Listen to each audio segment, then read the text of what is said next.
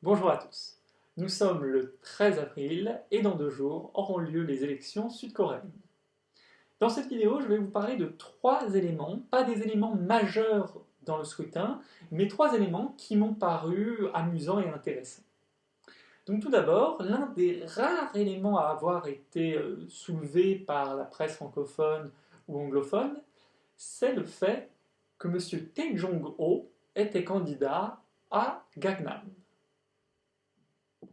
Oui, et alors? Eh bien, ce n'est pas anodin du tout. En fait, ce monsieur Tae Jong-ho, donc Tae c'est son nom de famille et Jong-ho c'est son prénom, c'est en fait un dissident nord-coréen. Et pas n'importe quel dissident.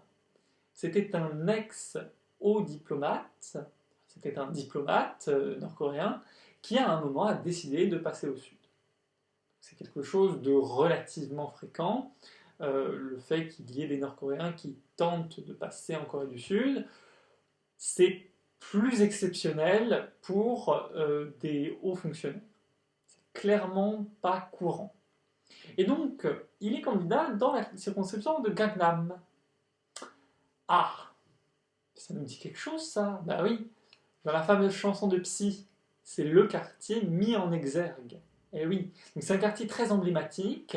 Euh, c'est vraiment l'un des quartiers très représentatifs du nouveau mode de vie coréen, donc avec beaucoup de luxe, voilà, de boutiques de luxe, de commerce, mais voilà, la mode, la haute couture, etc., les beaux appartements.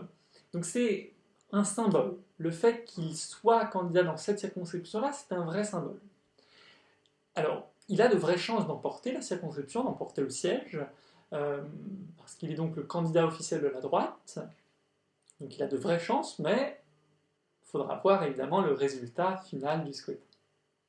Ça, c'était le premier truc qui m'a paru intéressant. Ensuite, il y a, pour la première fois, des candidats du Parti des femmes. Donc évidemment, des candidates du Parti des femmes. En fait, pour comprendre pourquoi c'est signifiant, il faut bien comprendre que la Corée du Sud est un pays qui a énormément évolué, qui a progressé d'une manière assez spectaculaire. Il suffit tout bêtement de regarder le PIB par habitant. Ils sont maintenant 22e. Ils sont passés devant la France, qui est maintenant 26e. Ça, c'est quand même assez fort. Donc, au niveau technologique, ils ont fait des progrès absolument monstrueux.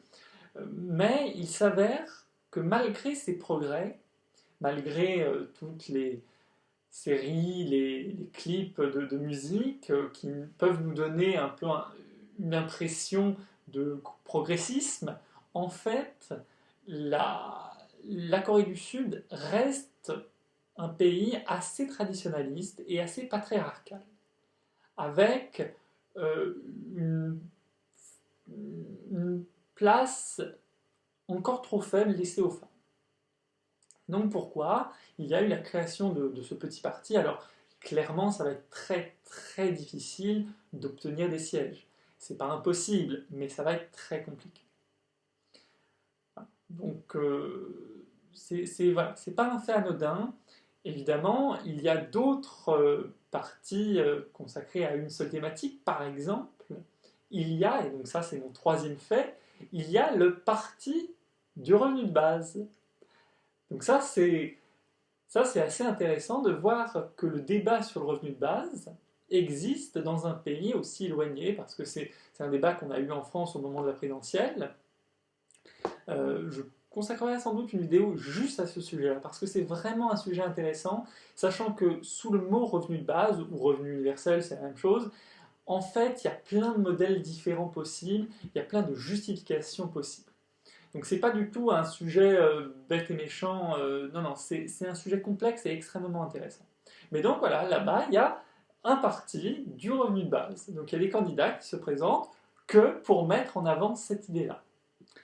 Voilà, donc c'était mes 3 faits amusants sur ce scrutin. Merci pour votre écoute, n'hésitez pas à vous abonner, n'hésitez pas à laisser un commentaire, et à très vite pour la suite des aventures de la Corée du Sud.